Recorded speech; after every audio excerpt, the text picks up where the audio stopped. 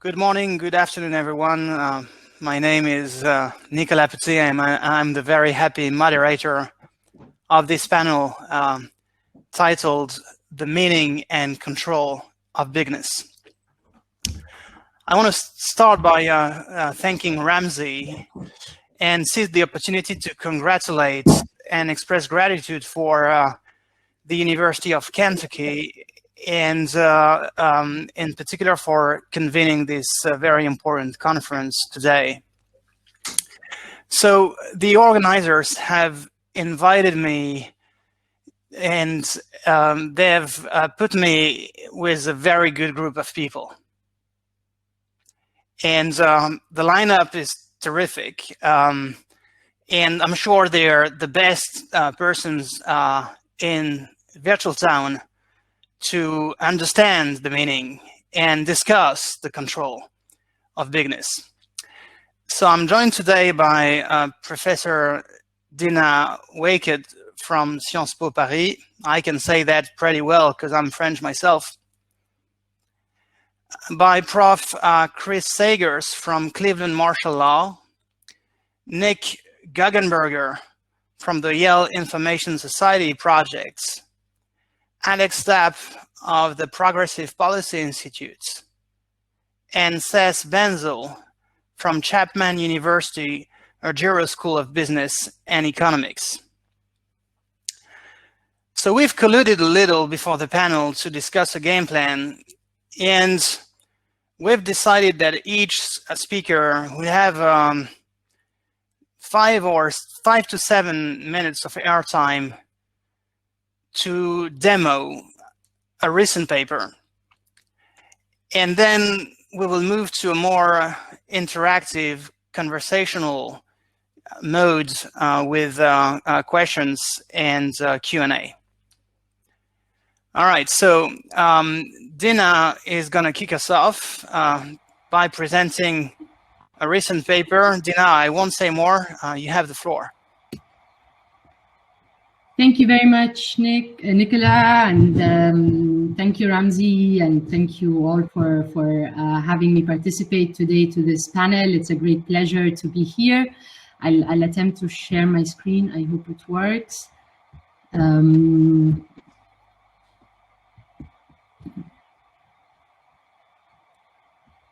All right. So I'll be talking today about a paper that I've circulated on antitrust as public interest law, redistribution, equity, and social justice. In this paper, I start by stressing that antitrust laws are sufficiently malleable to achieve goals far beyond the narrow efficiency-based goals that have dominated antitrust over the past 60 years. Using antitrust to achieve other than efficiency-based goals has often been advocated, particularly for development purposes for countries in the global south. What I'm doing in this paper is that I'm arguing that due to the rise of inequality, this is no longer an issue that touches enforcement only in the global south, especially since over the past decades, inequality has continued to rise. And even economies that saw high levels of growth witnessed rampant income disparities, trickle-down economics failed over and over, and entrenched local elites and multinationals captured most of the surplus value generated through higher growth rates. This has led to an unprecedented rise of populism, global unrest, and uprisings that have demanded policies that include the forgotten masses. So in this paper, I attempt to bring to the discussion the antitrust laws as a means to reduce poverty and address inequality. It acknowledges at the outset that antitrust laws can only play a very small role in addressing inequality, and yet even a smaller role in trying to eradicate it. So albeit small, it is a role that should not be underestimated. Antitrust laws are, after all, laws that shape markets, impact prices, and dictate how firms and market players behave. So what I'm doing in this paper is I set out first to reject the efficiency-only goal of antitrust, and then to reframe antitrust as public interest law. So although the goals of competition law generally in the North and South alike cover a wider range of objectives, the most widespread modern or mainstream goal of competition enforcement is the static goal of allocative efficiency or consumer welfare. We've adopted and totally believe the neoclassical economic rhetoric of the ideal of allocative efficiency in its perfect competition mode. And this has guided enforcement basically everywhere. And despite the critiques levied against it, it remains the most cited goal of competition enforcement. It is important to note that in pursuing allocative efficiency, we ignore distribution entirely. The only focus is on efficiency and making the pie bigger. We don't care about how it is divided. And the assumption is that tax and transfer can come in later to undo some of the inequalities that are generated when we pursue efficiency. However, this continues to further the gaps in income and increases inequality even further, making the rich richer and the poor poorer. And although it has been always and continues to be argued it's not a question of antitrust, I try to frame it in this paper as a question of antitrust. So if we care about inequality, then we need to somehow challenge the focus of antitrust on efficiency and relax it a bit in favor of non-efficiency based goals that have some distributional objectives. And the second step basically to do that is to frame antitrust as public interest law. Here, I use the term public interest as emerging between the balance. On the one hand, we have private rights, and on the other hand, we have competition policy. And here we can argue that competition policy becomes clothed with the public interest that is used to restrain private rights of property and contract. This is done not only or not at all to realize competitive markets, but to achieve social objectives such as redistribution. And it is interesting if we make a slight historical detour to look at the US, for example, and we look at the public interest at the time of the passing of the Sherman Act all through the 1930s, we see that the public interest in the enforcement of antitrust was centered on the realization of benefits accruing to the society or community at large, including social objectives. This was particularly carried out during the first New Deal, when the goal was to achieve fair competition. Policies and codes were drafted aiming for prices, wages, and profit to be fair, neither too high nor too low. When the first New Deal, however, failed with the overruling of the standard of fair competition in the famous Chester-Poultry decision in 1935, we saw a radical move that focused, instead of the focus on the community at large, we focused solely on the consumer. We shifted the attention from fair competition to free competition. So the shift from fair to free assured the demise of a political ideal that was represented through that idea of the public interest encompassing the community as a whole and fair competition as a concept, and its replacement by an economic ideal of the idea of a consumer and free competition instead. By the 1960s, we moved even further away from fair to free, but now to perfect competition, which became the ideal market structure, and consumer welfare was now narrowed even further to mean simply allocative efficiency or economic efficiency. It might seem ironic that the push towards competition and consumer welfare was actually a conservative push generating a shift to laissez-faire that sidelined the role of the state, redefined property, and had significant distributive consequences. The irony is even more that when we moved the discourse to be only concerned with competition, non-competitive market structures became legitimized. The choice to confine antitrust policy to price theory and efficiency standard has been evidently a political choice. And we can do the exact same thing and make the policy of antitrust a distributive one and also adopt a political choice to do that. Dina, you have 1 minute to go. Exactly, I have one slide left. So that's very good. Great. So, in the last part of the paper, what I do is I adopt such a political choice, and I say that we can propose a mechanism for redistribution through antitrust laws that takes for granted that most markets are concentrated. So you can read the proposal as a solution alongside the break them up approach, namely to regulate dominant companies and instill a forced redistribution plan. So allowing firms to maintain their dominance, which is sometimes necessary for development purposes or industrial policy or a reality of many our markets. The idea is that we will allow some dominant, but force these companies to fund a consumer trust, for example, from the surplus value that they generate, which can then be selectively used to lower prices paid by consumers or to distribute it back to labor. So the idea is that consumers or workers become de facto shareholders who are owed dividends, for example, at a certain time, or they become creditors who are owed loans back at a certain time. And through these compulsory duties of funding the trust, the seller is basically translating the loan to an investment benefiting the buyer of the trust. So just to conclude, another way to perceive the plan is that the dominant enterprise is being socialized and embedded within a wider network that comprises consumers and citizens. And the firm's ownership is expanded to include the consumer citizen as a stakeholder, earning part of the surplus generated by the firm. So basically, the idea is that these distributive objectives are achievable through changing these background rules that organize the relationship between buyers on the one hand, workers, and also the sellers, producers on the other hand. And they assure that equity is one of the issues that we're considering. And here distribution becomes an integral part of the economic analysis that's undertaken. And this has serious ramification for competition policy that aims to work out these alternatives that include the impoverished segments of society and can be used to elevate poverty and raise equity and social justice. Thank you very much. Thanks a lot. So you put us right into the discussion of the meaning of bigness, I would say, and now we can move on to Nick. Is he still in the room? He disappeared. Nick disappeared. Okay. So Nick could talk about. No, it's back. Nick. Can you hear us? I think I don't know what changed. I was kicked out and. Yeah, don't worry. We don't see you. You can hear me fine. I don't know what happened to the video though. Look, I'll let you set up again so we can see you, and maybe we can ask Chris to come in. We can't hear you, Chris.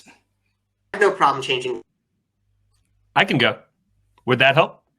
That's very good. Okay, let's go. The only reason I was hoping Nicholas Guggenberger would go first is because I wanted to say something about his paper, which I also want to say about Bigness.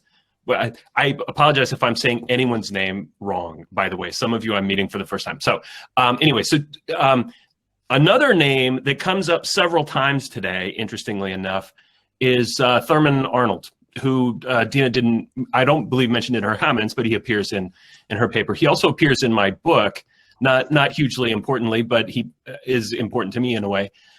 He appears in Nicholas's paper, and indeed Nicholas works at a university, is sometimes in collaboration with an institute there called the Thurman Arnold Institute of Yale Law School. He pops up all over the place, and I think he plays an important role. And I think that the reason he plays a role in so much of what we're all talking about today is he seems to be symbolic of a certain approach to domestic economic policy, I guess.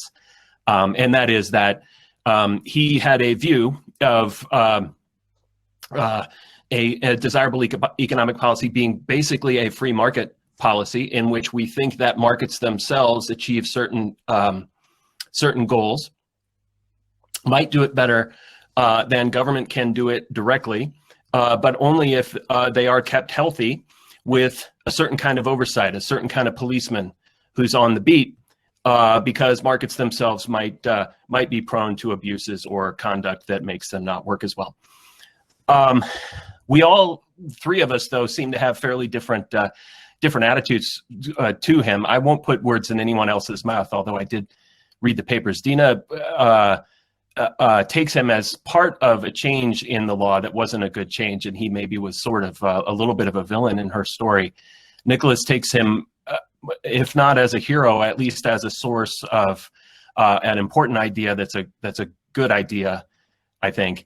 I, in a certain way, take him as heroic too, although the most he ever did, as far as I'm concerned, is, aside from being the most celebrated and tireless enforcer of antitrust law in American history, he was also kind of an ironically detached cynic about it. And he said something once that I quote a lot in my book, which is after he had been this successful antitrust enforcer, and I mean, his whole career, his fame was founded on his work as an enforcer of the antitrust laws. He was at a symposium, and it's overlooked now. Nobody ever pays any attention to it. But he said at this symposium, the antitrust laws have been a failure in the real world because every antitrust law on any design depends on the public attitude. And that seemed so important to me, and it was important to the book I wrote. And so let me say why. The book I wrote was about bigness in a certain way. It took a case, a particular lawsuit, as a case study. And it was a case that was famous in the United States about 10 years ago. People will still remember it. It was the Justice Department's antitrust case against the Apple Computer Corporation and several publishing firms for having fixed the prices of electronic books. The reason that that case was about bigness, in my mind, and in the minds of a lot of people who followed the case, was that a lot of people, particularly from the left of American opinion, thought that the government made a big mistake. The real bad guy in that story was not Apple, which wanted to distribute books on the iPad, and it wasn't the publishers who wanted to make sure that the prices being charged for electronic books were higher. The real bad guy was a firm that wasn't a party to the case, and that was Amazon. The publishers said that they needed to have collaboration amongst themselves to protect themselves from the power of Amazon, which was a monopolist. It was very easy for critics of the case to tell a story, to tell the story of that case as kind of a morality story, a morality play, in which the bad guy, the big guy, was Amazon, and the victims were the authors, right? The victims were little guys. It was easy to tell the story that way. And therefore, perhaps the good guys were the publishers who'd come up with this conspiracy amongst themselves to get the prices of electronic books up. You know, I can't do justice to the case or to why I thought it was important or why I disagreed with that criticism of the case, but I will say this. I think that the reason that antitrust, I mean, in a way, I'm a believer in antitrust. I want to believe that it's a good policy and that we should actually enforce it, which we haven't done for a while. But I think it has mostly been a failure, at least in the United States, and probably, unfortunately, will continue to be. And it's because it's so hard to tell a simple, understandable, consistent narrative that explains why you're enforcing a particular policy that people will actually get behind. And the ebooks case was like a perfect example of that. Everyone could look at that case and come up with a reason why it was a mistake to sue these bad guys, even though to most American practicing antitrust lawyers and economists who looked at it, it was an easy case. This was terrible conduct that had to be prohibited. And so that's why I think Thurman Arnold is important here. He stands for a vision of a certain kind of antitrust enforcement that I would like to believe in, but that is very hard to make effective because it's hard to explain to people why it might be useful. And that's it. Well, that's great. And yeah. Thanks to Ben. I'd like to say one last thing. Sure, of course. I was rambling there. And the one last thing that I forgot to say is this. I think, interestingly, 3 of the papers, like most of the papers here, in one way or another say, you know, at least in this one space, at least in the space of digital online platforms, we do need to take a different view, and it's a very different view than the one that Arnold stood for. And that different view is, you know what, these monopolies in one way or another, they're probably inevitable, and at least we could get benefits from them if we let them grow. So let's have regulated monopoly. It's very interesting to me that we've gotten to that place. There's so much more that we could say about it, but for what it's worth, I'm at least the one guy who's here to say, I really hope we aren't at that place as our last resort. Thanks, Chris, and I really like the way you use your finger here to make a point. That's extremely convincing and compelling. I have to say that I recall reading The Bottlenecks of Business. I think that's his book, and he was also complaining a lot about the Bigness discussion in terms of it's not a real or concrete approach, because when the rubber hits the road, you have to practice the law, and you have to apply that to real cases. And saying that business is big is like complaining whether buildings are too high or too low. It's not a very productive and practical discussion. So there was a little bit of that in his writings, and it's it's interesting that some figures come to present day with certain stories, but we drop maybe the more complicated nuances in the thinking. So it will be great to talk to historians about what they have to say about his thinking. So that leads us to Nick, who's back and was very happy to lead us to his discussion of what he calls essential platforms. And so now I think we're going more into the concrete ways to think about bigness and do something about it. Nick, come in. Thank you so much for this opportunity, and sorry for the technical fail. I'll tattoo an L on my forehead. Thank you so much for this opportunity. It has been a fantastic conference so far, and I'm excited to contribute a bit to this discussion here. So let us get the setting right. So the digital economy has grown huge. It contributes around $2 trillion per year to US GDP. And what's striking is this incredible level of concentration in the digital economy. A few platforms dominate all but the entire internet, or at least the access to using the internet in a commercial way. If you look at e-commerce, there's Amazon. If you look at the app stores, we literally have 2 of them. If you look at search, Google has become the synonym for search. Social media, there's Facebook and not much else. If you really think that Twitter is a viable alternative, then you might be stuck in a filter bubble there. At a higher level, what I want to argue, or what I'm arguing in this paper, is that it is time to rebalance the incentive structures, to rebalance the incentives away from short-term competition for the market and towards more incentives for both sustainable allocative efficiency as well as innovation on the next level, innovation on the platform. And since we have limited time here, I want to make 3 brief points. First, these digital platforms, at least some of them, have become gatekeepers for commerce. Many merchants, app developers, content providers, and so on have literally no alternative, no reasonable alternative, I have to say. The platforms have a grip on the economy, and that economy strangles, or at least has the potential to strangle, innovation. And we have seen that the platforms exploit their positions. They extract monopoly rents, they exclude rivals, they try to protect their monopolies. They can behave in that manner because of network effects, because network effects shield them from effective competition. Size means more than the quality of the service. That leads me to my second point. I think this is where we can learn from the past. It's because we've been here before. Around 200 years ago, railroads leveraged their physical infrastructure to exclude rivals. In St. Louis, for example, a consortium monopolized all connections across the Mississippi.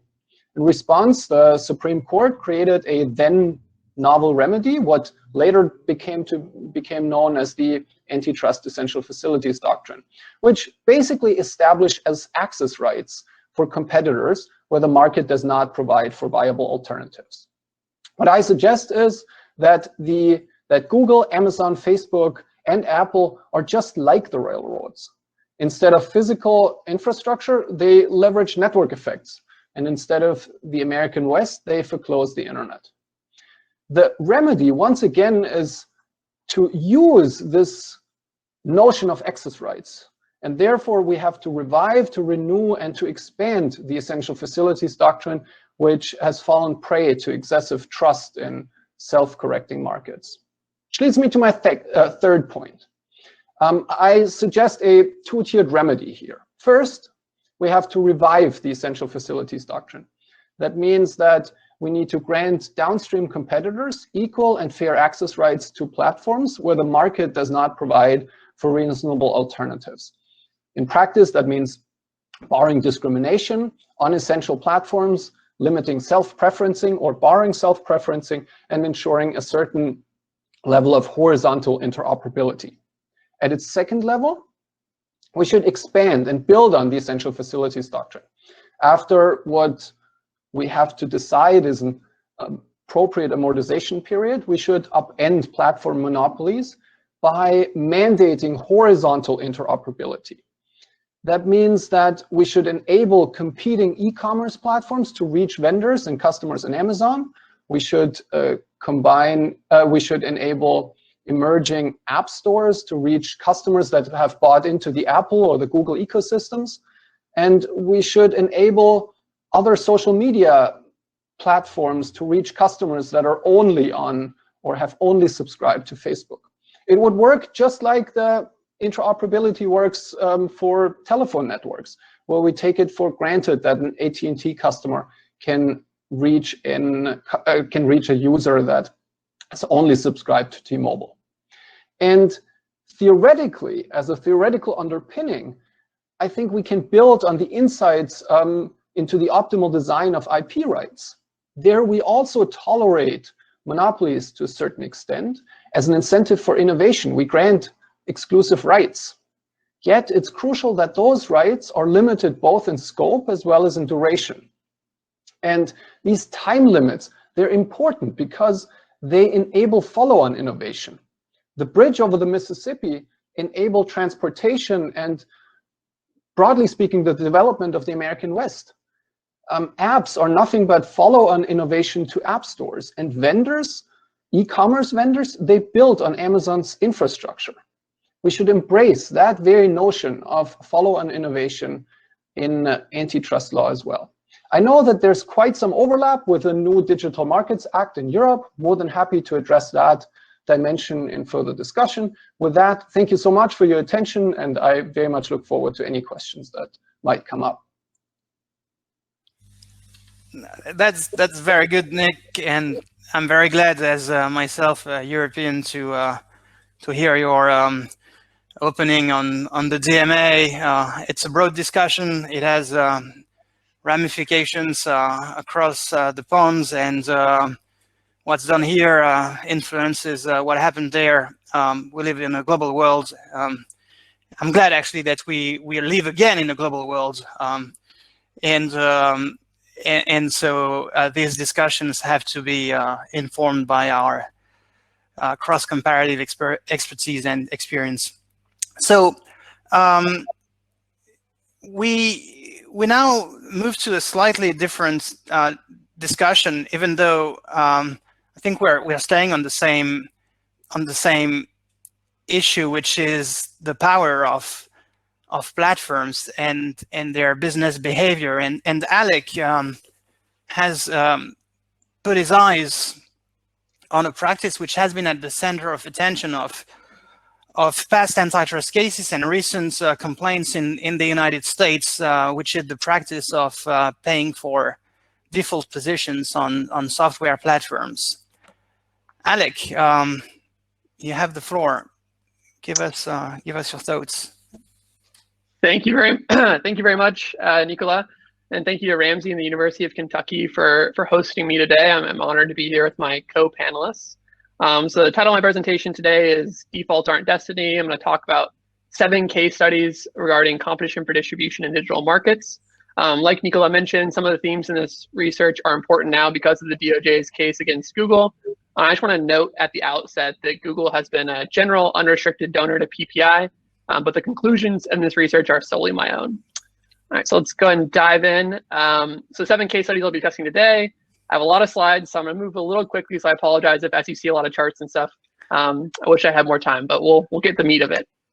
So starting off, I think there's kind of an assumption out there, or maybe a general consensus, that defaults on different digital markets, search, browsers, etc., can have an extreme effect on the outcomes in terms of market shares. And so you see from the European Commission's Android decision recently, they said that on Windows mobile devices where Google search is not pre-installed and Bing is the default search engine, Google had 20 to 40% market share, but on Android devices where Google search is always pre-installed and usually the default, it accounted for 90 to 100% of searches. And so that shows you that around 3/4 of the market might be up for grabs depending on who is the default in a given digital market. I think as you'll see through the 7 case studies today, I'm going to show that it's way less than 3/4, but I think it's also still more than 0. So defaults matter, but maybe just less than consensus thinks. A few things to note. One, on the European Commission's data, Windows phones are a very obscure thing in today's age. So they only have 0.15% market share. So for every 1,000 smartphone users, only 1 or 2 of them uses a Windows mobile device.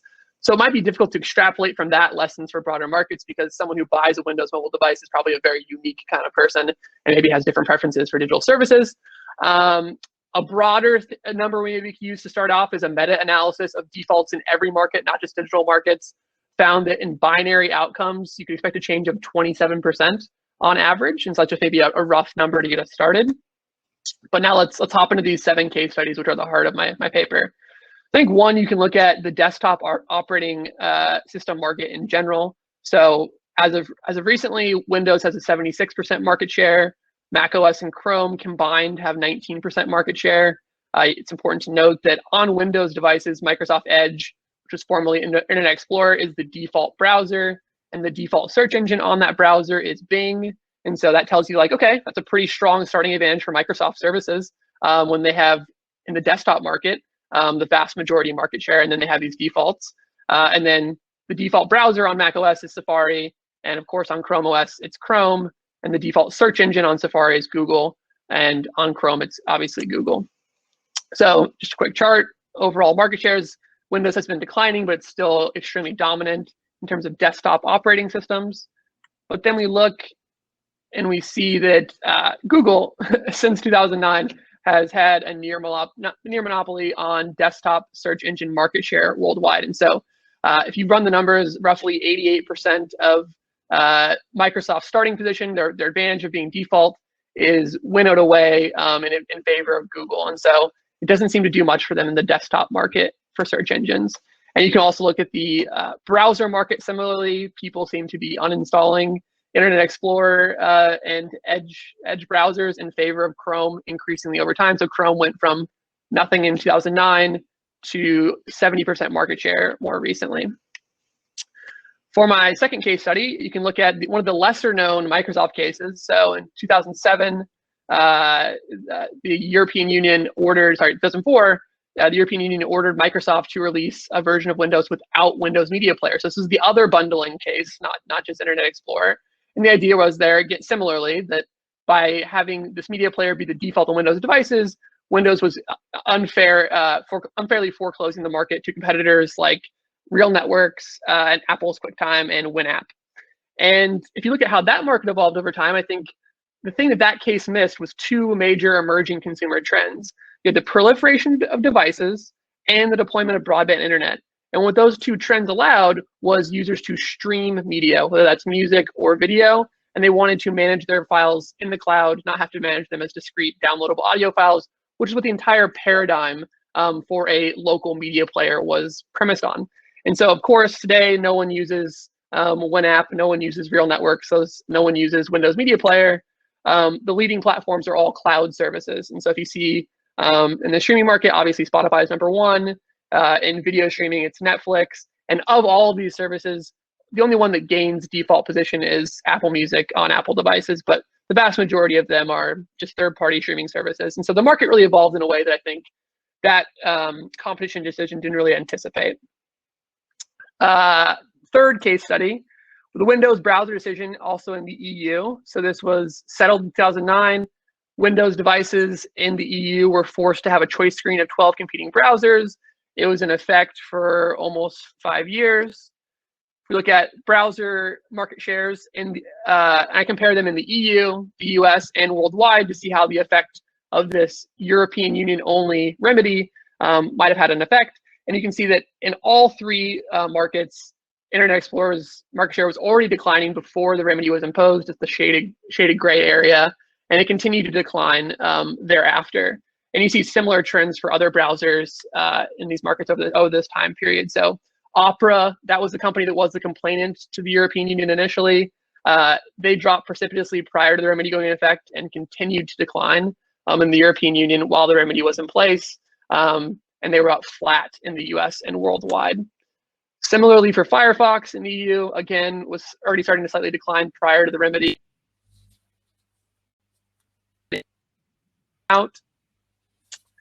Chrome went from 0 to the dominant player in the browser market, but it accelerated faster worldwide than it did in the EU, even though the EU was the only region subject to this remedy during this time.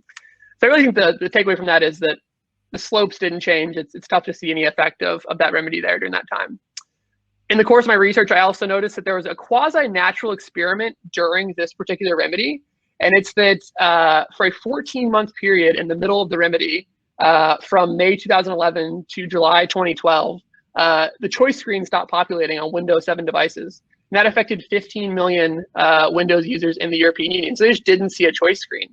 And so I thought this could be like, an interesting natural experiment to see, did the market shares change differently during this technical glitch in the middle of the window? Alex, so if you zoom in on, I'm sorry, but you have 1 minute to go. Perfect. If you zoom on this window, you see like the slopes are not changing. So the shady region is during the technical glitch, like the slope of Chrome, the slope of Internet Explorer, those changes are the same over time. So I see when the choice screen disappeared, you don't really see an effect. 5, Mozilla switching from Firefox, the default from Google to Yahoo.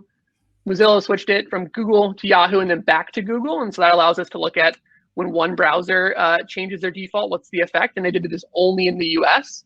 And so you see here, the shaded region is when Yahoo was the default on Firefox. You see a relatively significant spike in the beginning, and it peters out over time and then drops in the end when Mozilla switches back to Google. Number 6, Android search engine choice screen. So we've had mobile search engine choice screens in Russia. Again, initial effect, Google drops, but then regains market share over time, and it's virtually the same by the end there. And then 7, last case study. In the European Union, they've also had a search engine choice screen on mobile devices. And since those have been in effect, Google's market share has been flat in the EU and flat worldwide in the US. And DuckDuckGo, one of the smaller competitors hoping to gain from this choice screen, has increased in the US where there is no choice screen, but has been flat in the EU where the choice screen is in effect. So it seems to be having no benefit, at least so far, on the mobile market. And I'll just end my comments there, but happy to discuss further.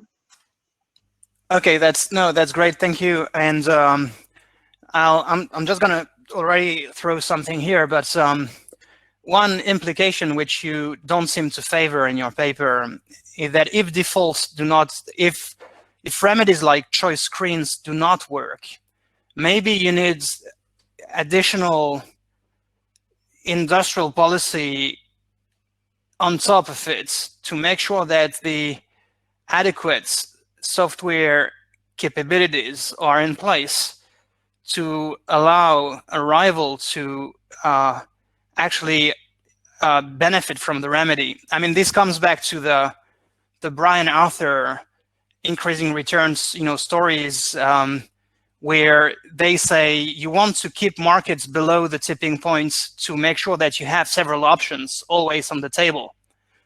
And so one possible implication for competition agencies would be, okay, it's good to administer a choice screen, but this will not work unless there's a credible alternative in the marketplace. Otherwise, just forget about it. All right, so that was just a thought that I thought I would share with you. And since it's a thought that's mostly economic in content, we are moving to our last speaker, Seth, who is an economist and who's produced a fascinating paper with co-authors, and he's going to tell us about it. But I have to say, I was very impressed by the breadth and very novel findings and policy implications of the paper. Seth. Thank you so much for that super kind introduction, Nicholas. This is a great group to be talking to and on a panel with. So let me start by just agreeing with a bunch of stuff that people have said already. Clearly, these digital platforms are accumulating a lot of market power. The way I tend to think about that is traditionally we think that firms might become natural monopolies by having really strong supply side economies of scale, right? You know, you build a factory and then you have low marginal costs. But what we have today is something more like demand side economies of scale, right? Which is as more users use the platform becomes more attractive to use, right? And so that's additional market power that's going to these firms. And so given that we've got firms with lots of market power, the natural next question is, what should we do about it? Lots of proposals have been out there, and some we've discussed right now. So different sorts of antitrust rules. Should we try taxing these successful digital platforms? Should we think about a data pool or a data union of people who use these platforms banding together and collectively bargaining? Should these big platforms be broken up in some way? Are all positions that are out there on the table being debated in legislatures around the world right now. And there's lots of theory, like we've talked about in some of these papers, about the relative merits and dismerits of these. And what we tried to do in our research is actually try to bring a quantitative model of Facebook to the table. So we actually sat down and we said, this is quantitatively what we think will happen if you do different ones of these interventions on Facebook, both in terms of consumer welfare and producer welfare. And one point that Dina made that I really liked was, when you're doing antitrust, maybe in particular, but just stepping back and more broadly as people making recommendations to policymakers, we should think about both the efficiency and the distribution, right? And we may agree or disagree about whether the person making the distributional choices should have an antitrust hat on or have a legislator hat on. At the end of the day, you do have to worry about both because people care about both. Okay, so what's in our model of Facebook or any, so again, we sort of make a broad framework for any digital platform and then we apply it to Facebook. So in our model of Facebook, individuals decide whether or not to use Facebook as a function of whether their friends are on the platform. So we've got this recursive preference. And what's more is that those preferences can be heterogeneous, right? So I really like Nicholas. So if Nicholas is on the platform, I'm going to be on for sure. But honestly, Chris is just a troll. If he's on the platform, I'm probably going to stay away, right? So you have to take into account that heterogeneity. That's going to be important for thinking about distributional impacts. I'll give you a second to respond, Chris, if you are too offended. And then there are advertisements on the platform, and that's how Facebook makes the moment. You're muted, so leave it in the chat. There's advertisements, which is how the platform makes money. And at some margin, the advertisements have to create disutility. And so now we've got this tug and pull. Facebook wants to lower advertisements and a high investment in the platform to attract people on, but it wants to raise advertisements in order to raise revenues. Now, let's go to the title of this conference. The title of the conference is Inframarginalism. In the context of this model, inframarginalism is important because it explains why there's a wedge between society's preferences and the platform's preferences. From the platform's perspective, one more user is one more user, and they make one more ad eyeball of dollars from the user. I think we calculate that Facebook makes about $10 in revenue per month per user for North American users. But the value, that's the value to the monopolist platform. That's not the social value, right? If you remember Metcalfe's law, when somebody comes to the platform, they're going to be creating network effects with everybody else on the platform, right? So as the platform gets bigger, this problem of there's the monopoly preference, which is one more guy gets you one more guy of benefit, and then the social preference, which is one more guy gets you user base more guy of welfare. And that welfare isn't well captured by the platform because the platform is just setting a level of advertisement. It can price discriminate along some dimensions. We allow it to price discriminate by gender and age, but it can't perfectly price discriminate and suck out every little bit of surplus from everyone. So that's why the concept of inframarginalism becomes important in our model. So what do we find? We find that taxes that these platforms are pretty inelastic to taxes. So taxes might be a very positive way of trying to redistribute the gains from these services. When I say that they're inelastic, what I'm saying is you tax Facebook revenue, they're really not going to change their level of advertising all that much in a way that's going to lower the quality of Facebook. However, you might actually get this result that taxing Facebook's ad revenues might actually increase social welfare. And the mechanism for that is that when you force Facebook to choose between its two goals of big user base so my market doesn't unravel and maybe I'll figure out a way to monetize you in the future, and make money from advertisements today, when you tax this goal, they might subsidize, they might switch into their other goal, and therefore there's a real mechanism by which taxing revenues from advertisements might actually raise the value, the social benefit of these platforms, as well as just redistributing. We also do things about breakups. So in the context of our model, if you get a breakup with good interoperability, you can raise welfare by encouraging competition. Maybe not dramatically, but we find in the range of about 5% increases in welfare. Whereas if you botch the breakup and somehow you destroy network effects, we find that that's really bad, right? So if you break up Facebook into multiple parts and somehow you don't get competition, all you do is get balkanized Facebook, that's really, really bad for welfare. That can lower welfare by 50% or more. So that's why I'm a little bit cautious about breakups, because you have to do them really right or else you kill the golden goose.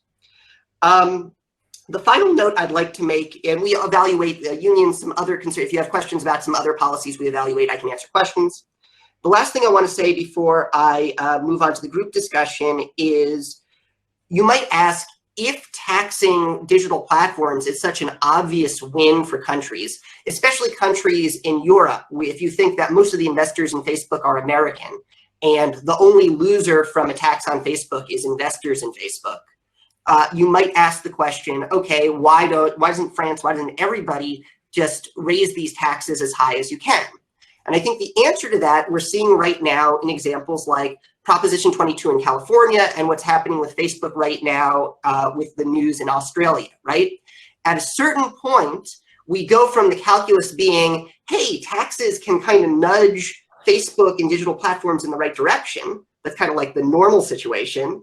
We can move into the bargaining situation where all of a sudden Facebook says, you know what, you're pushing me too far. I'm just going to take my ball and go home if you try to tax me to that extent or regulate me to that extent. The example of Proposition 22 in California was that Uber and Lyft were going to be required to treat their drivers as employees rather than contractors. And Uber and Lyft were able to kind of credibly commit to, we will stop operating in California if you pass this rule. And so I think ultimately, even if you believe my model, there's this kind of political economy model sitting on top of it, which governs how much platforms can get away with. And given that we find these like really massive consumer preference benefits from these platforms, the consumers really, really like having access to them, you might find that governments have less bargaining power than they think. Thank you very much, Tess. That was very good. Okay, so we can now maybe have a more open exchange with the panelists. I told Ramsey that I would ask you, each of you, a very short surprise question. So, you know, we'll go by the same order. And the surprise question is the following. And I'll tell you how I came to it. So I was trying to really find a flaw or a failure or a weakness in your various papers. And I really struggled. So I thought to myself, why not ask them, what is the main weakness? The main one in each of your papers. If you had to say, okay, I can see it. This is the main limitation, weakness, failure, whatever. Dina, you go ahead. Very short. So I think it's related. So thank you for that. It's related to one of the questions that what was put on the chat, which is to what extent is the model that I'm proposing any different from regular tax and transfers? So I always get that when I propose this model, and my answer that might not be that clearly mentioned in the paper, and that's why it might be a weakness of how the model is presented, is that what I see different from regular tax and transfer, and where this model is different, is that these are ex-ante decisions that are taken within the law. So antitrust law basically says that if you achieve a certain level of dominance, then you need to agree to a certain redistributive scheme that becomes somehow integrated into your business model from the start. And this is very different from regular tax and transfers, in the sense that regular tax and transfers are exposed and then you transfer, not necessarily to the same people that were affected.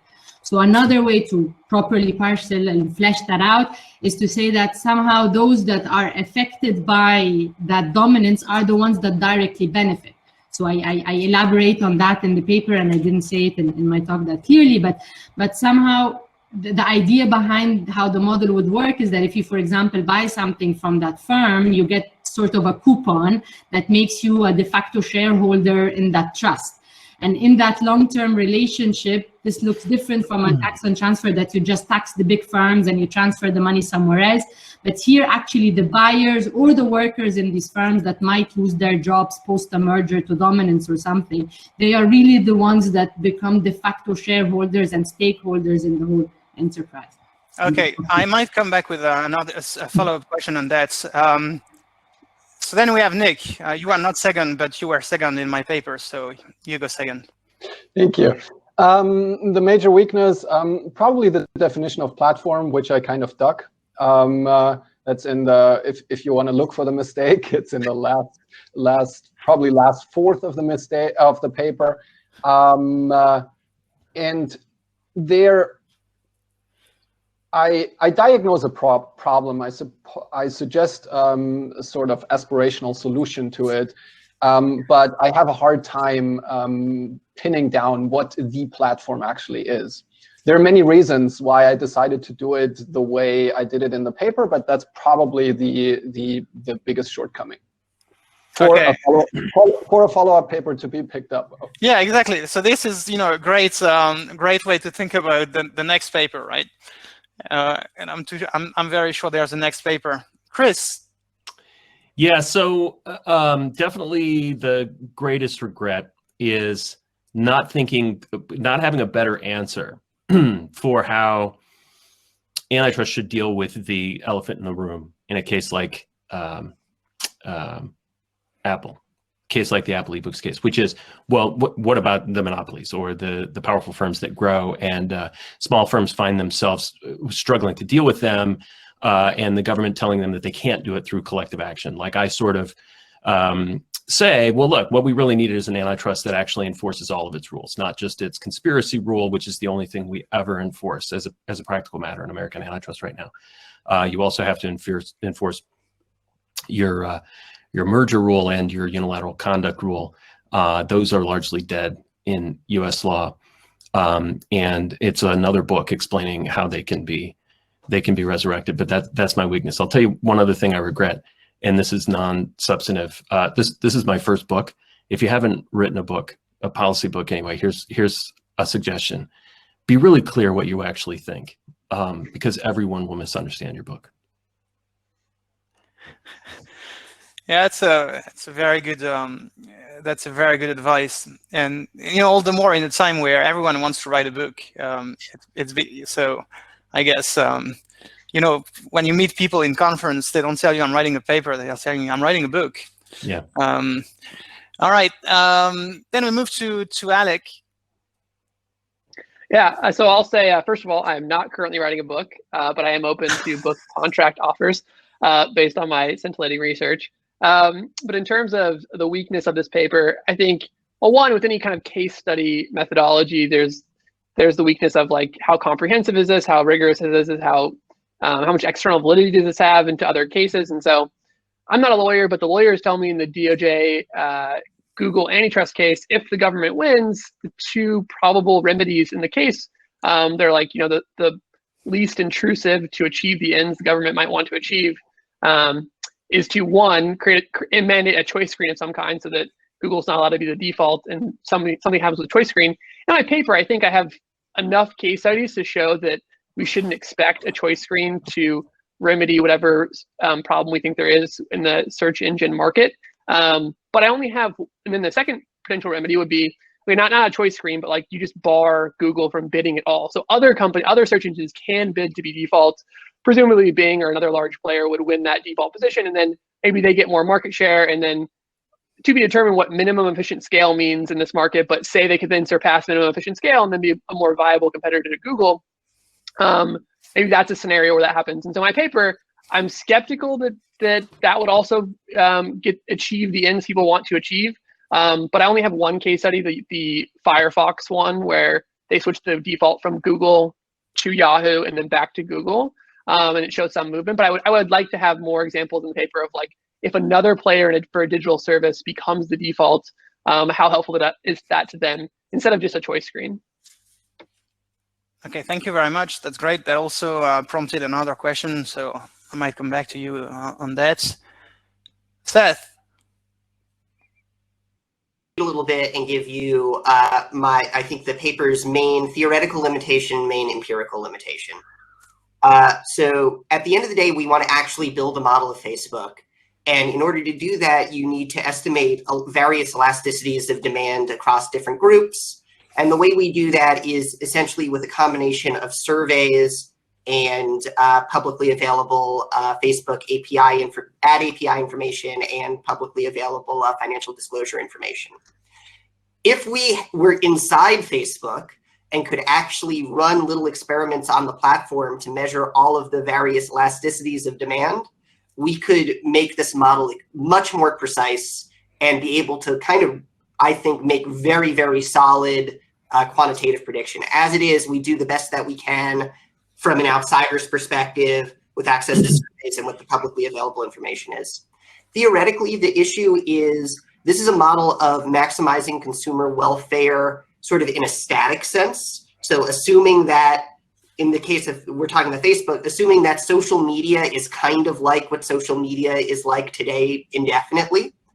But to the extent that the reason that you're worried about these platforms is that they prevent the emergence of new innovative ideas, that's something I don't think we have a lot of good quantitative information on, right? Which is to what extent size, prevents a good idea arising at a certain rate.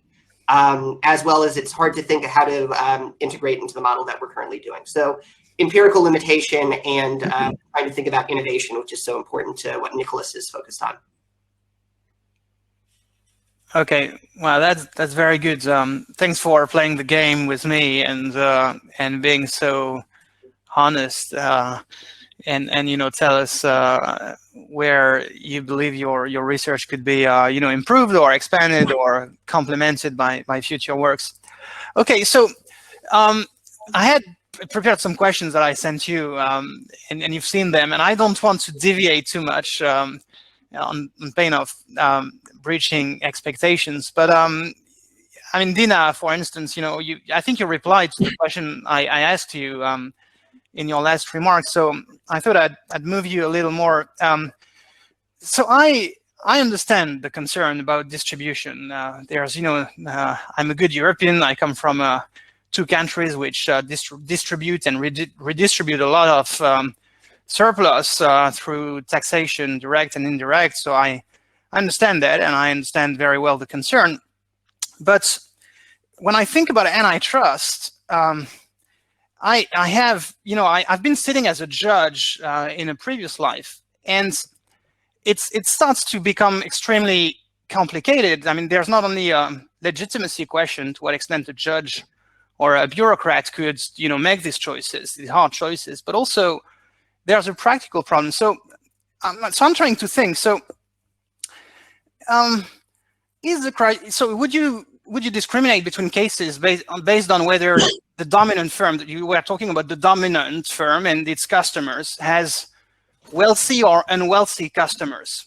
So, for instance, would you prioritize a case against Apple, which has less price elastic users than Google, right? So would you do that? Or, to think of another really practical question, would you say that you would go first for firms that have businesses as consumers and large businesses as consumers? So you could think of a company like Salesforce, which probably sells I don't know, technology to Ford or General Motors, rather than, you know, going to firms that address individual users in, I don't know, groceries or something like that. And, you know, so to think of another complication, what about, how would you treat differently firms that, for instance, return earnings to shareholders, and firms that retain earnings within the company to pay, you know, better wages or improve the work environment and so on and so forth? I mean, to me, it opens you know, a huge amount of very subjective questions, and it's very hard. So how would you go about that? So I'll start with your last remark. So I come from so theoretically, a lot of what I'm arguing is that I don't think that the economic model of efficiency is less subjective than a distributive one. So I think this is the starting point for my analysis. So I don't think that what the economists, their cost-benefit analysis, their efficiency metric, price theory is in any way less subjective, less political than any alternative. So that's the starting point. So it is subjective, and I acknowledge that. And here, all the things that you're proposing are definitely things that should be taken into account. So I say clearly in the papers that, for example, this proposal is not to be applied when the consumers are particularly poor, for example, to the extent that they will not afford to buy the product when the prices go up. So this should not, so in that circumstance, I would go for clear-cut rate regulation. So if it's an essential product that is to be sold to the people, then clear-cut rate regulation by the competition authority should step in. However, if it is a product where this can apply, it should be a little bit more towards the elastic side. So it cannot be an inelastic product and cannot be an inelastic market, but it should be an elastic product where this sort of mechanism will not harm the poorest of the people buying that product. So it doesn't have to be pure luxury, it doesn't have to be for pure business, but it has to be definitely in an industry where that rise in prices that will ultimately be cashed out back to the consumer through that coupon or that mechanism will not harm the consumer in the short run. So this is a long run program whereby the authorities, the legislators, but mainly the bureaucrats will have to decide on these subjective measures. All of them are subjective, and it's a case by case, and it's an industry by industry. In some industries, they will deem that rate regulation are better. In other industries, they'll go for total breakups. But in yet other, particularly, so a lot of the mechanism that I've developed here was initially thought of for developing countries.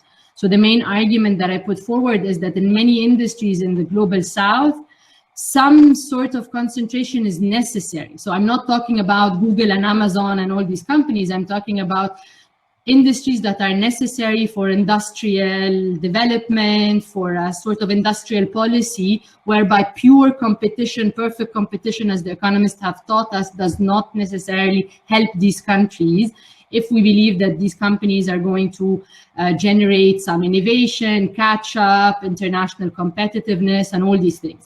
But the problem is that these countries, these products are also sold to the consumers locally that will have to pay this excessive surcharge or monopoly price or something. And here the model plays a bigger role, whereby you can assure that the consumers that are buying into these non-essential products will somehow be compensated for the surcharge that they're paying by becoming de facto shareholders or lenders or something like that.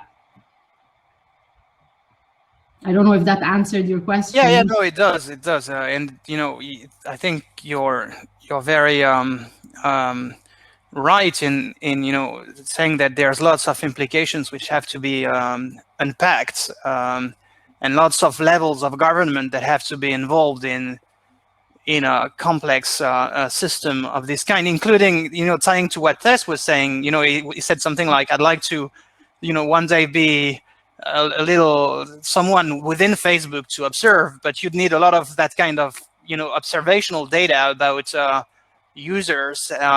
So you'd need a lot of, you know, top-down and bottom-up system that send and send back information to instrumentalize a system of this kind. I was when you were talking, Dina, I was thinking, but Chris also answered the question I had prepared to some extent, but I was wondering whether, from your perspective as a U.S. antitrust lawyer, does a system where antitrust would be used to instrumentalize a more distributional agenda, does that make any sense as a credible policy program? And do you think, from a normative standpoint, that this is a good idea? Yeah. So, I think that's two questions. I think, because on the one hand, you might be saying, what about Dina's proposal? Which, by the way, I think, the paper, with my apologies, it frustrated me in some ways. I don't agree with some things you say, but there's a proposal at the very end that's really interesting, at least as a thought experiment. And it doesn't, I don't mean it as a criticism to say that it's not an antitrust idea. All I mean is that it's quite different than what American lawyers would describe as antitrust. Here we have a set of rules that are enforced more like a law enforcement regime than like a regulatory program. And we literally couldn't do what Dina proposes in the end. I suppose we could, but we just wouldn't. So, could we do that as part of our antitrust law? No. And it has there's no political plausibility in the United States right now that anything like that could happen. That doesn't mean it's bad. I think her idea is interesting and good. It wouldn't happen here because we're in a very conservative time in America, and our institutions are completely broken.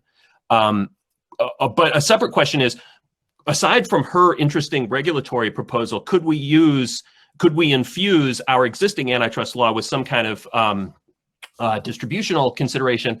I think it's not a great idea, because U.S. antitrust cases are already almost impossible to bring because they're so complicated.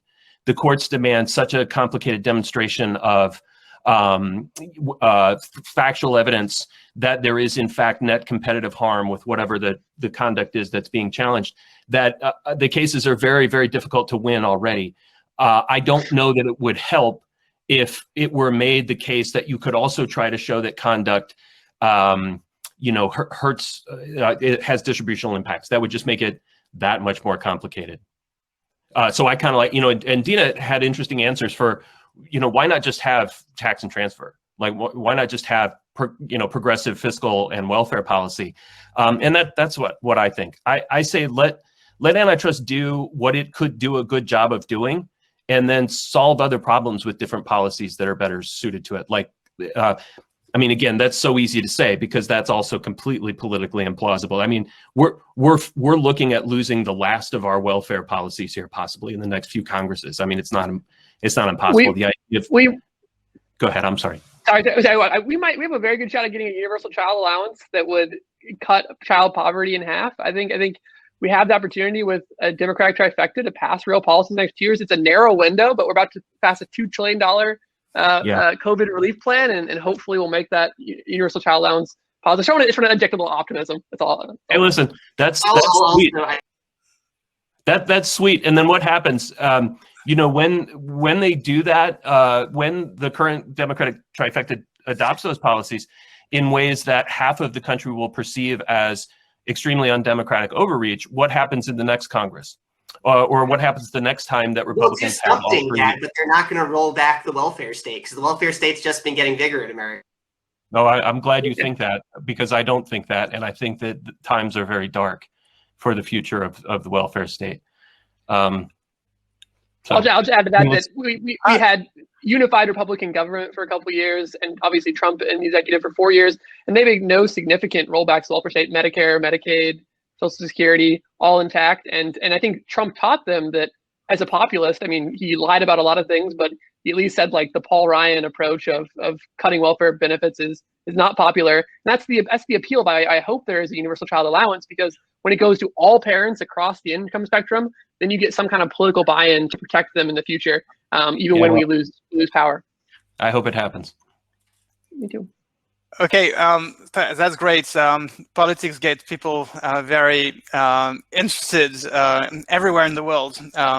Recently moved to Italy, and I could sense a strong appetite amongst Italians to debate politics, and it's great to see that this appetite is alive and well in America after probably some years of disconcert and despair.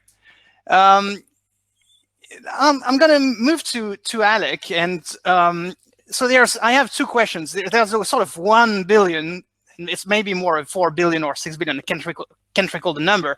Question, which is, why do these firms pay so much for defaults if these contractual devices have virtually no effect, as you were suggesting? That's the several $1 billion question. But the second question I have is, you've been toying with this idea of, what remedy do we need? The choice screen doesn't work. What could be implemented to promote competition? And I was wondering whether something like a shutdown of the service that has bought the default for some time would actually allow an alternative firm to make headway in the market. It's just an idea, and I was wondering what you think about that. So, you would say, okay, no Google on iPhones. Apple, you can't contract, you can't pre-install Google search on the device. Do something else. Yeah, so I think those are two great questions. I'll start with the first one. So I think, yeah, it is an interesting question. I think, like I said, I think choice screens have almost no effect because they're kind of baked in consumer preferences, and the leaders have gained some kind of advantage, and there are better, superior product quality, so consumers are going to continue to choose them at very high rates. But that doesn't mean if you were to bar Google from bidding on these default positions, or you, for whatever mechanism, get another service to become the default, I think you could shift up to 15 or 20% of the market. And you saw I know I moved quickly through the charts, but in the Mozilla case, when they switched Firefox from Google to Yahoo and then back to Google, Yahoo's market share increased by about 25% from their base, and then it slowly faded over time. But you can imagine a scenario where if you're Bing, much more resources, you already have default position on desktops. If the government imposed a remedy where Bing was the default across all platforms, it really gave them kind of a big head start. You could see them retaining maybe 15 to 20% of the market away from Google now, when Google has roughly 90% of the total market. And the question is, then why is Google paying $10 billion a year to Apple for default position? I think the answer lies in the fact that, yes, you can shift some indifferent consumers, people who just don't have a strong preference between Google and Bing, and maybe you can shift about 15% of them. And that's all you need, if you run the numbers, to make this a profitable thing for Google, because marginal searches are basically 100% profit, right? These are high fixed costs, low marginal cost products, basically zero marginal cost products. Google designs the algorithm once. And so any indifferent consumers you capture from being the default is pure profit. And so $10 billion based on, if you look at the financial statements for Google, that means if you get 50% of the market, that's profitable to pay that money to Apple to get those marginal indifferent users. And to your point about barring Google, I assume you mean Apple couldn't set it as the default, but people could still switch to it. That might get your 15 to 20% market share that you're talking about. To your point, I'll just say I think those are the kind of more extreme remedies that would actually have an effect in changing market share. I think this marginal stuff is not going to cut it, as I think the case studies show. And then the real question, which I think will be litigated very heavily, is what is minimum efficient scale in this market? Google or Bing had a higher market share 15 years ago, 10 years ago, and it steadily eroded over time. Does Microsoft, a $2 trillion company, not have enough resources to invest in Bing improving quality there? They don't have enough access to data on all the Microsoft devices they have.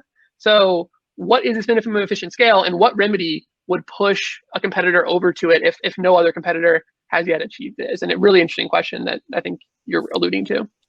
Nicola, could I say something about that? Yes. I'm very interested in this payment too. I was interested in Alex's explanation of it. I liked Alex's paper. It was very interesting. I wasn't as persuaded about this thing. You say, well, it makes sense at least that they would pay this amount of money because it might be desirable to them to pay this amount based on, and as a finding that you quote from some fellow in a blog post, that every consumer is worth about $250. And therefore you take it that if Google's willing to pay about $250 to get every one of those people, it's fine. But I wasn't quite so sure why you assume that the $250 is like a socially efficient amount, a socially desirable amount, because any monopolist would be able to pay an amount of money up to, you know, the monopoly rent that they could charge for a particular whatever. So that's point one. I don't quite understand why that's a sufficient answer to say, well, this is how much they're earning from the business that they get through this kind of. But the separate thing is, and I haven't heard much talk about this, I think there's a lawyer's explanation for why the government didn't raise this particular theory, but many people, including Randy Picker, I think, was the first person to point this out. You know, this is a large amount of money. And the government does have, I thought, a pretty plausible explanation for why there aren't really likely entrants in search that has to do with Google's very large first mover advantage in creating this big index. I think that some people, you know, dispute the sort of engineering there. How costly is that really to build or whatever? But I mean, that made sort of sense, except maybe the reason that Google is paying Apple this amount of money and not paying, say, Microsoft this kind of money is that Apple is the only plausible search competitor. Like, if Google wasn't giving them an amount, and by the way, this is like a third of the overall profits of Alphabet Incorporated.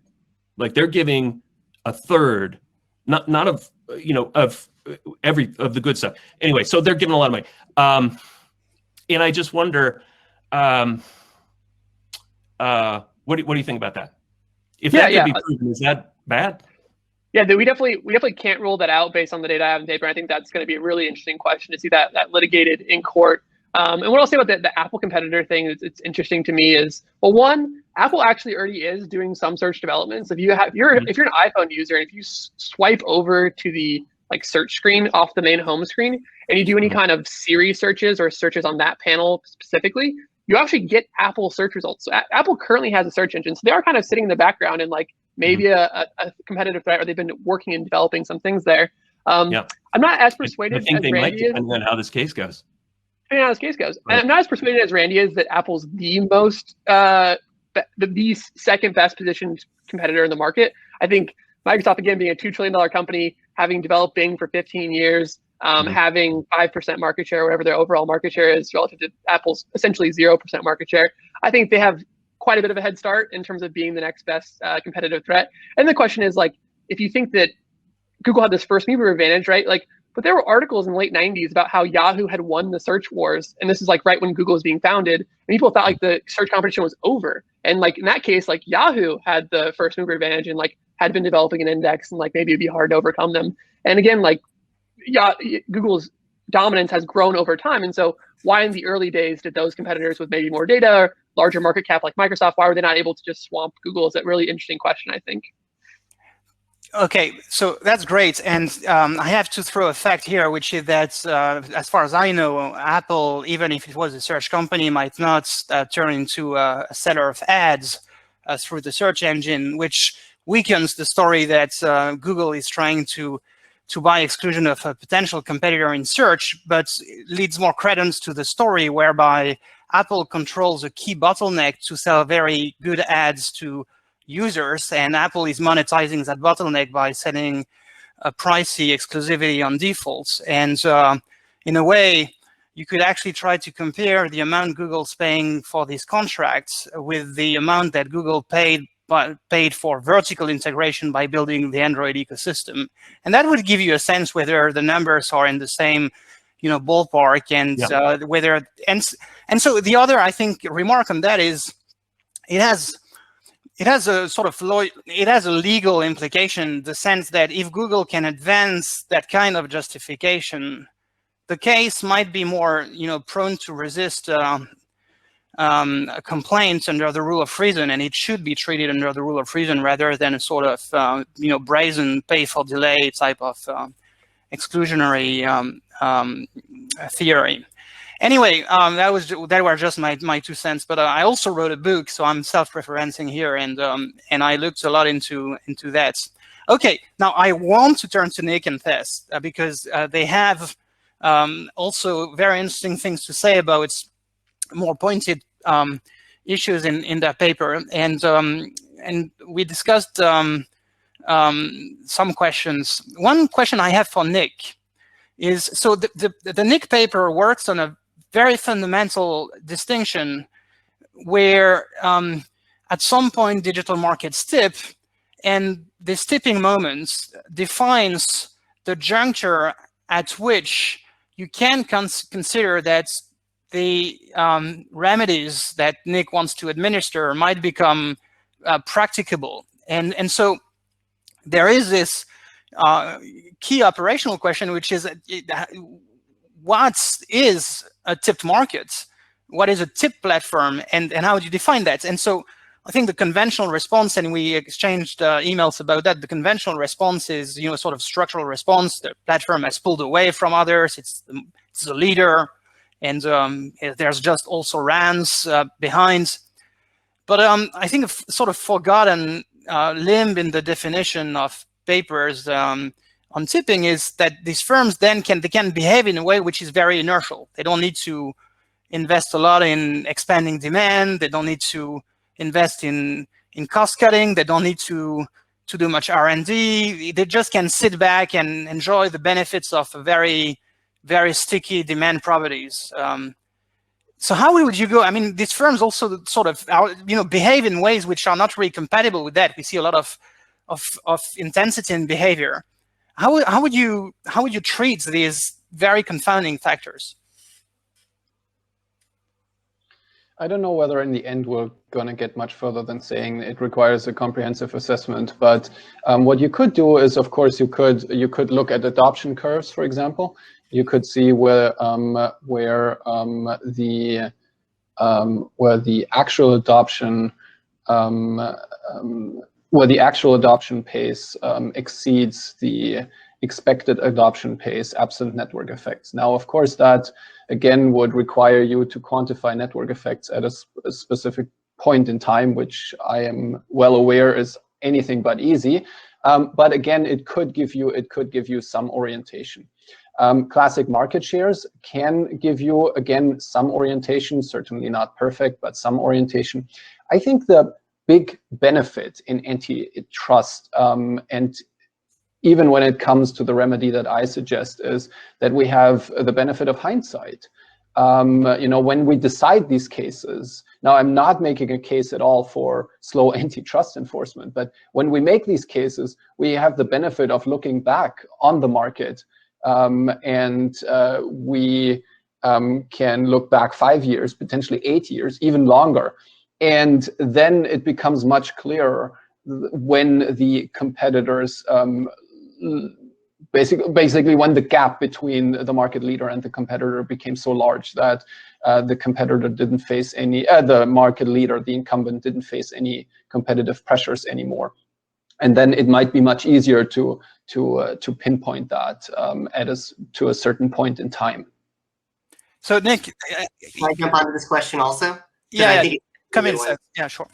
So as someone who's measured network effects in a particular point in time for a particular platform, I think that way of thinking about network effects is potentially very powerful, right? And net tipping points, I mean, right? So one of the things that we find in our model of Facebook is that Facebook sets a price or level of advertising lower than you would expect would be profit maximizing given their situation. And we think that a big reason for that is they're trying to get farther away from this tipping point, where if they go beyond below a certain number of users, you might get to start to have negative unraveling off of the platform, right? In the same way that you can have supply side economies of scale where people join and that gets people joining, that gets more people joining, we have the opposite tipping point where somebody leaves and then more people leave and then even more people leave, right? And so precisely identifying where those tipping points are is going to be challenging. And again, we get back to, you would really want to have all of this data that Facebook has internally. But I do think there is evidence that we can see from as outsiders that Facebook really is trying to keep this wedge in between profit maximizing and tipping point into account where it's making its investment and advertising decisions. Yeah, so that was actually an interesting finding in your paper where you said that Facebook. I mean, I might have misread, but you said something that Facebook was not charging the monopoly price because this would alienate users and prevent Facebook from getting more users on the platform, and so that maximizing the user base or user adoption dominates profit maximization as a motivation and controls it. And one thing that came to mind when I was thinking, but why does user adoption sort of dominates the preferences of a monopolist? And one thing that sprung to mind is that maybe this user base can then add as a value in terms of the ability to repurpose it to new services and products, right? And I don't think that's touched upon in the paper, but the ability to extract economies of scope or increasing returns to scope from multiple repurposing of the user base prevents a monopolist from charging supra-competitive what would be optimal first best supra-competitive monopoly prices. I think it's a great reading of the paper. In the paper, we don't take a super explicit. So again, we find this wedge in between what the monopolist would do and what Facebook is actually doing in the real world. And we think, like I say, one possibility is trying to maintain distance from that tipping point and unraveling. But this other big possibility is you want to be big so you can sell Oculus and some sort of VR integrated community down the line. So you can sell Libra and be the world's financial system down the line. Facebook, we often talk about platforms and we say, get big first and then figure out monetization. In the case of Facebook, which is already a mature platform, I do still think that there's an element of that left. I mean, once you have half of the world on your platform, a lot of possibilities for making money come up. Right. So that's great. That's a great remark. Tess, I wanted to ask you a question, but I just did ask you a question. I see we have 3 minutes to go. I would really blame myself if I didn't give another opportunity to each of you to say something. Is there anything that we left on the table? I'm sure there's a lot that we left, but anyone wants to add something, a remark? There's questions in the chat, but people talked a lot in the chat. There are long questions. I don't want to bring that on board now. I'll just add one point real quick, if I can. It is that one of the main points in my paper that I didn't get to in my presentation because I wanted to get through all those great charts was the importance of competition for distribution and subsidizing distribution channels. And so I'm definitely not going to lose sleep at night if Google is barred from paying Apple for default. They'll maybe iPhone prices go up slightly, but they're still going to invest in the iPhone platform. I'm not as worried that will decrease competition in the smartphone market. But it is notable that Mozilla came out relatively strongly against the DOJ case and said hey, be careful guys what you're doing here, because they know that more than 95% of the revenue comes from just the default that Google pays to be default on Firefox currently. So it's existential for their company. And so the point of the paper is one of the main points of the paper is be careful about trade-offs of trying to increase competition in one layer of the stack and how it affects competition in another layer. So by trying to increase competition at the search engine level, you might actually decrease competition at the browser level because browsers like Firefox might cease to exist without any kind of payments for default. Dina. I have a small comment to Chris earlier saying that I put Thurman Arnold as a villain in my story. And maybe just to clarify that a bit, and I didn't mention him in my talk, but I agree that he's a hero for a lot of what he's done to particularly the American consumers, but at the same time, he was a particularly important figure in changing the rhetoric of antitrust. And in looking at the paradigm shifts of both the theory of antitrust and how the Chicago antitrust policies came to dominate, Thurman Arnold played a particularly important role in changing the rhetoric of antitrust and antitrust policy, focusing on the consumer, individualizing enforcement, and this has changed in my story a lot, facilitating the rise of Chicago. So he's not the villain per se, but he was an important figure in a story that didn't end so well for antitrust. Thank you. That's very good, and it's very good to close the panel with trying to restore, the image of someone who's not a villain. It's slightly different. So we close on a good note. Dina, thank you for that. Is there any other remark? I'm looking at Nick, Seth. Yeah, let me add something that I'm picking up from the chat here, and there seems to be some disagreement on whether to focus on antitrust, whether to focus on tax policy for redistribution measures. And I'm too slow to type while I'm trying to engage with the panel here. So I thought it might be worth just pinpointing at one interplay is that maybe antitrust can help in a way as it makes tax policy reform that some people might want to see easier. And one aspect that we haven't drilled that deep on so far is the question of political power that stems from from the concentration of economic power. And I think if we bring those two questions together, namely the concentration of economic and political power, then it becomes a little clearer why antitrust reform or competition policy can be so crucial for other fields in which we feel that we're intellectually stuck or politically stuck. You know what? You just opened a huge space in my mind. I won't be able to go to bed because what you said reminds me of this complex, econs about the tax incidence on organizations with or without market power. And, you have to postulate that in perfect competition, the taxes are falling down on the end consumers, and market power provides a buffer to, restructure and spread the tax load on various stakeholders, and that creates an additional complication. So this discussion is far from closed, and we understand that nothing is easy and there's no certainty in our world. And that's what I like about antitrust.